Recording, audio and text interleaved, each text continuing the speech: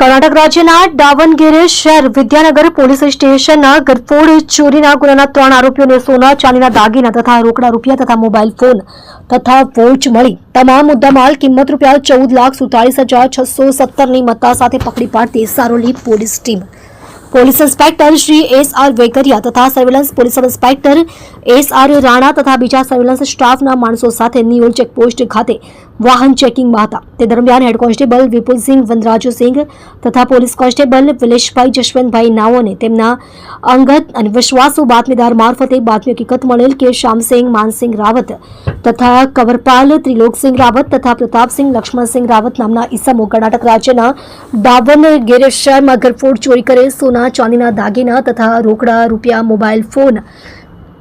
વગેરે ચોરી કરેલ મુદ્દામાલ સાથે થોડી વારમાં અંત્રોલી ગામ તરફથી ચાલતા નિયોલ ચેકપોસ્ટથી સુરત શહેર ખાતે જનાર છે. જે પૈકી શ્યામસિંહ માનસિંહ રાવત નાઓએ શરીરે સફેદ રાખોડી અને લાલ કલરની ચોકડીવાળો આખી બાઈનો શર્ટ તથા કાળા કલરનું જીન્સ પેન્ટ તથા કવરપાલ ત્રિલોકસિંહ રાવત નાઓએ શરીરે હાફ બાઈની કોલરવાળી લાલ કલરની ટી શર્ટ અને વાદળી કલરનું જીન્સ પેન્ટ તથા પ્રતાપસિંહ લક્ષ્મણસિંહ રાવત નાઓએ શરીરે આછા કલરની જીન્સ પેન્ટ પહેરેલ છે. વગેરે બાતમી હકીકતના આધારે શ્યામસિંહ માનસિંહ રાવત તથા કવરપાલ ત્રિલોકસિંહ રાવત તથા પ્રતાપસિંહ લક્ષ્મણસિંહ રાવત નાઓને પકડી પાડી તેઓ પાસેથી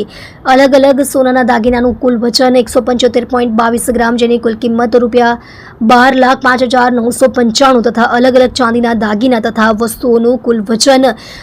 1,362.83 ગ્રામ જેની કિંમત ₹10,09,022 મળી કુલ કિંમત ₹13,15,017 ની મત્તા તથા મોબાઈલ ફોન નંગ 6 કિંમત ₹34,000 તથા વોચ નંગ 2